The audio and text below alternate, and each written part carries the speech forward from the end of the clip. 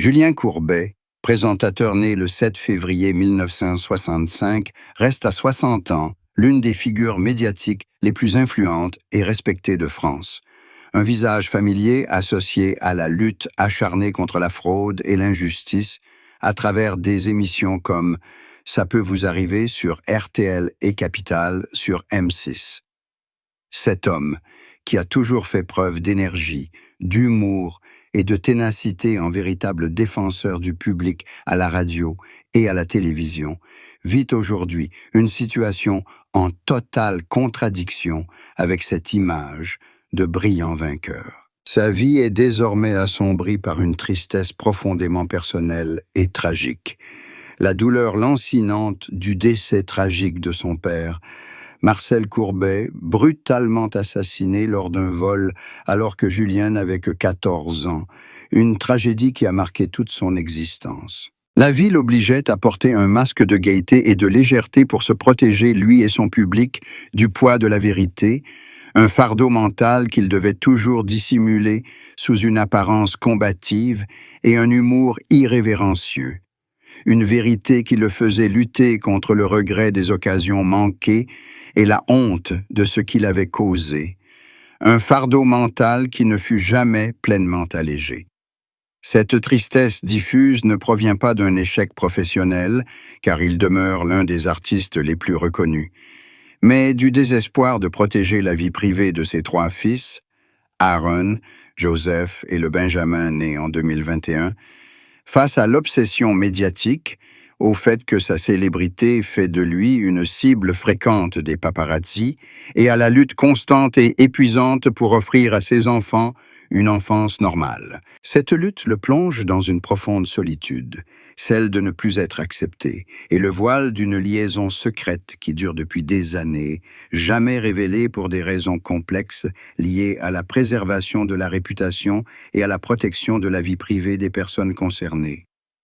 Un secret qu'il a gardé pour préserver le peu de paix intérieure qui lui reste, un sacrifice immense qui est devenu la source de sa tristesse. La tristesse persistante de ce manque de reconnaissance personnelle. La tristesse était aussi liée au souvenir de l'échec de son mariage avec son ex-femme, Pierrette Lalanne, un divorce public et scandaleux qui avait révélé toute la complexité et le chaos de sa vie personnelle. Même un homme qui semblait avoir tous les pouvoirs ne pouvait s'épanouir pleinement dans tous les aspects de son existence. Les souvenirs douloureux de cet effondrement familial le hantaient encore, nourrissant la crainte de la fragilité de son bonheur personnel. Il s'efforçait de le dissimuler par un secret absolu, un grand sacrifice qui était devenu la source de la tristesse persistante liée à son manque de reconnaissance. L'indice le plus révélateur est que Julien Courbet cache l'ampleur de son angoisse quant à la sécurité de sa famille. Ses confrontations constantes avec les gangs et les organisations criminelles mettent sa femme et ses enfants en danger permanent. Et il vit dans une tension permanente entre son rôle d'avocat commis d'office et celui de protecteur de sa famille. Ce secret l'a conduit à dissimuler une grande partie de sa vie privée et à lutter pour surmonter les fantômes de son passé. La vie amoureuse et le mariage de Julien Courbet sont une histoire de fidélité indéfectible, une vérité rare dans le monde du spectacle, souvent superficielle et éphémère. Sa relation profonde avec Catherine était un ancrage personnel, une vérité qu'il exprimait implicitement par ses actes et son dévouement sans faille à sa carrière. La plus grande différence dans la vie de Courbet fut de ne jamais épouser formellement Evelyne, un choix délibéré pour préserver son indépendance et se libérer des contraintes légales. Son ardente carrière politique, ses questionnements philosophiques et son engagement absolu envers ses idéaux privèrent Bernadette de l'intimité et de la tranquillité auxquelles elle aspirait, le contraignant à vivre dans la tension entre ses rôles d'époux, de père et d'homme politique, sans jamais avoir de temps pour sa famille. Cette situation engendra chez lui un profond regret des moments manqués, une tristesse qu'il porta en lui comme une leçon de priorité, le poussant à choisir la voie de la paternité célibataire. Sa relation avec Evelyne succéda à plusieurs liaisons éphémères, notamment avec la mère de sa fille, Virginie. Mais c'est l'échec de ces idylles naissantes qui apprit à Courbet la valeur de la discrétion et la priorité du bonheur personnel, la conviction que même le grand amour ne peut résister à la pression incessante de la célébrité et de la carrière. Cette profonde tristesse, qu'il garda en lui comme une leçon de priorité, le conduisit à choisir la voie de la paternité célibataire. L'arrivée de Catherine, étrangère au monde de la télévision, lui apporta l'équilibre et la sérénité nécessaires pour contrer le chaos de la célébrité. Cela confirma qu'il avait accepté la solitude du révolutionnaire comme une part inévitable de sa vocation, que la politique était devenue sa passion et le but ultime de sa vie. Il décida alors de se retirer complètement de la vie publique.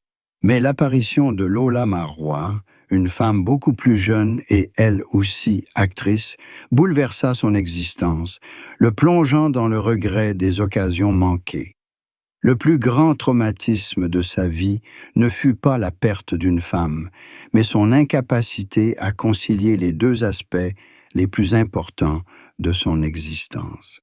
Sa première rupture lui apprit que le bonheur familial exigeait le sacrifice d'une carrière, une vérité qu'il accepta avec une discrétion absolue et une persévérance inébranlable. C'est la loyauté de Catherine qui l'aida à surmonter les tragédies personnelles et la solitude liée à la célébrité. La lutte pour protéger ses enfants, Lola et Gabin, des regards indiscrets et des dangers de son métier devint un fardeau mental immense qu'il porta sans relâche. Une vérité qui lui coûta la solitude et l'empêcha de trouver la paix intérieure. Lorsque Julien Courbet a eu 41 ans vers 2006, c'était un moment charnière mais aussi une impasse dans sa vie politique. Une période entre la défaite des anciens groupes d'extrême droite et la naissance du Front National, FN, en 1972.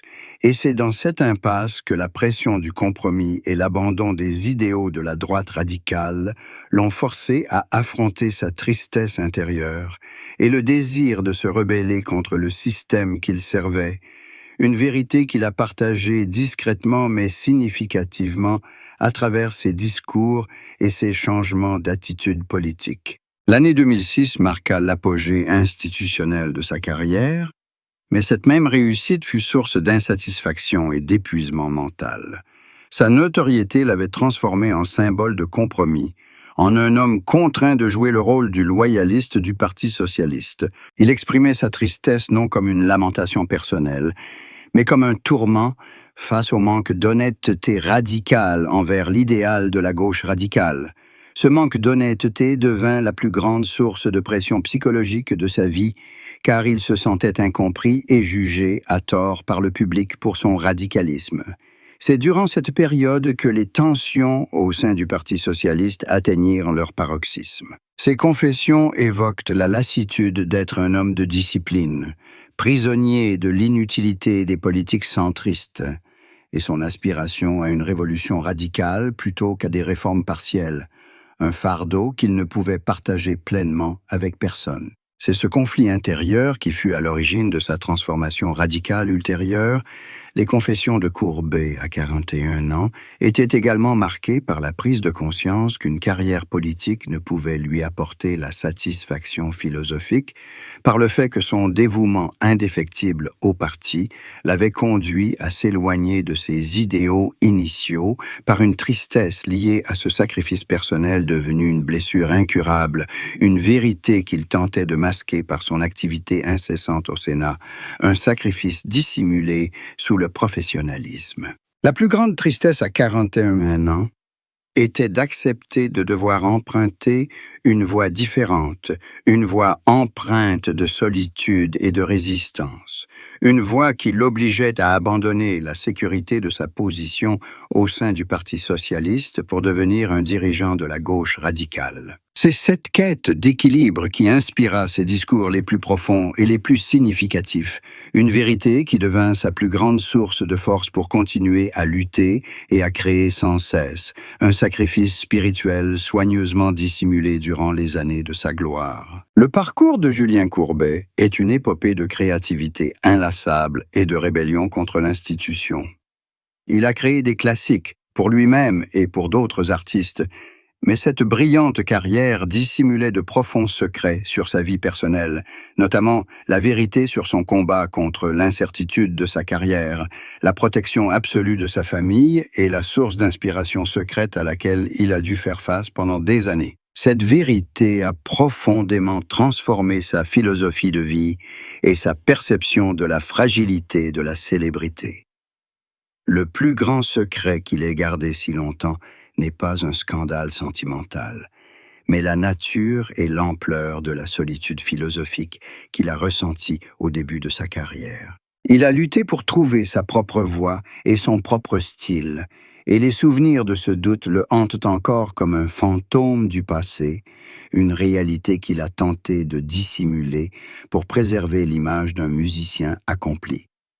Son parcours professionnel n'a pas seulement été un va-et-vient entre studio et scène, mais aussi une échappatoire aux contraintes et à la monotonie du quotidien. Sa carrière est devenue un refuge face à la complexité de sa vie personnelle, car il lui est plus facile d'être un grand créateur qu'un homme épanoui et stable. Un secret plus profond concerne la source d'inspiration de ses chansons d'amour les plus profondes. Ses chansons les plus romantiques et les plus significatives ont souvent été écrites pendant les épreuves et l'effondrement de son premier mariage. Cet échec personnel est devenu le moteur de sa grande créativité, un fait qu'il a tenté de dissimuler pour préserver l'honneur de tous. Il a gardé secret les détails de sa lutte pour concilier travail artistique et vie de famille, les difficultés psychologiques qu'il a dû surmonter pour être un père et un mari accompli, et le fait que sa brillante carrière n'était qu'un masque dissimulant un combat intérieur et des sacrifices. Ce sont ces secrets qui ont engendré la tristesse persistante de Mélenchon, la solitude d'un homme contraint de vivre une vie remplie de choix moraux difficiles et d'accepter la vérité brutale de sa faiblesse personnelle, une vérité qui devint le prix élevé qu'il dut payer pour sa liberté artistique et son éternité, un sacrifice soigneusement dissimulé sous le masque de l'optimiste intemporel. La confession la plus choquante de Julien Courbet ne résidait ni dans un scandale sentimental, ni dans une simple infidélité, mais dans l'aveu public de ses fautes personnelles et de son rôle dans les démêlés judiciaires qui ont ruiné sa réputation. Cette vérité a provoqué un véritable choc dans le monde du spectacle et du divertissement, et a bouleversé sa philosophie de la vie, de l'amour et de la paternité, engendrant une complexité et un secret absolu. Le plus choquant était qu'il ait publiquement reconnu ses actes, un acte de courage, mais aussi de tourment, qui a renversé l'image du parfait romantique que le public attendait et révélé une facette inédite de son échec moral et de son acceptation de la vérité brutale. Il a confessé que sa solitude et son manque de spiritualité l'avaient poussé à chercher des échappatoires néfastes et que ses comportements avaient créé de fortes tensions dans ses relations avec ses enfants et ses proches. Il a osé faire de cette vérité une déclaration d'honnêteté personnelle, reconnaissant que la gloire et la richesse ne peuvent acheter la paix et l'acceptation de la société. Cette confession fut choquante, car elle transformait une vérité douloureuse en un manifeste de rédemption morale. Il y affirmait que vivre avec la vérité, aussi complexe fût-elle, valait mieux que de vivre dans le mensonge et la dissimulation, et déclarait respecter les instincts individuels et la résilience face aux conséquences. Pourtant, derrière cet optimisme philosophique se cachait une profonde tristesse et un tourment face à ce qui s'était passé. Ce choix avait causé des épreuves et une souffrance secrète à ses filles, Margot et Gloria, une vérité qu'il ne pouvait nier totalement. La confession de La Haye proclamait la primauté du repentir et de l'amour familial, le fait que son amour pour sa fille était devenu le sens le plus profond de sa vie, surpassant tous ses désirs personnels et les contraintes traditionnelles, une réalité qui avait engendré une tristesse persistante. Il avait usé de sa célébrité et de son talent pour défendre ce choix, un acte ultime pour se libérer du poids du secret. Et c'est cette douloureuse honnêteté qui est devenu l'héritage le plus choquant et le plus complexe de sa vie émotionnelle, une vérité que la faiblesse personnelle exigeait toujours le pardon et l'amour pour être surmontée, l'aveu que sa carrière s'était effondrée à cause de ses propres actions. Ce chapitre explore le nouveau mariage de Julien Courbet avec Jeannie Le Pen, née Jeannie Pachos, une relation marquée par une grande différence d'âge et la naissance de Lola durant les années les plus difficiles de Bigard. Cet événement est devenu un symbole de renaissance spirituelle et d'isolement social. Ses propos sur sa vie actuelle ne sont pas des lamentations, mais une puissante déclaration de gratitude et d'indépendance spirituelle, remettant en question toutes les normes sociales relatives au bonheur et à l'épanouissement masculin. Le fait que Bigard ait choisi de rendre public son mariage et ses relations amoureuses témoigne qu'il a trouvé un sens à sa vie, en s'efforçant de maintenir sa relation avec sa fille et sa carrière musicale, encore modeste. Ce choix a quelque peu atténué la tristesse liée à la complexité de son passé. Il a expliqué que son absence de remariage était un choix délibéré pour préserver la paix et la stabilité de son entourage face à sa notoriété, ne souhaitant pas que les complications d'une relation amoureuse les affectent. C'est cette priorité qui a remodelé toute son existence, un sacrifice volontaire mais douloureux. Lola Marois, beaucoup plus jeune que lui, était non seulement son épouse, mais aussi son soutien indéfectible dans les épreuves de santé et les démêlés judiciaires de Bigard. Ce fait le plongea dans le regret des moments manqués et la honte de ses actes, un fardeau dont il ne se libéra jamais complètement. Il souligna également que l'absence d'une femme dans sa vie n'altérait en rien son épanouissement ni son bonheur, qu'il avait bâti à sa manière une famille idéale. Ce fait contribua à apaiser les éventuelles tensions familiales et lui assura une paix absolue pour la fin de sa vie. Les propos de Jean-Marie Bigard sur le célibat et la paternité monoparentale furent l'acceptation définitive de son choix, la confirmation que l'amour libre qu'il avait recherché avait trouvé sa place dans l'amour maternel inconditionnel, une libération du poids du secret et du jugement qui l'avait accablé pendant toutes ces années, et le dénouement heureux d'une histoire d'amour tumultueuse.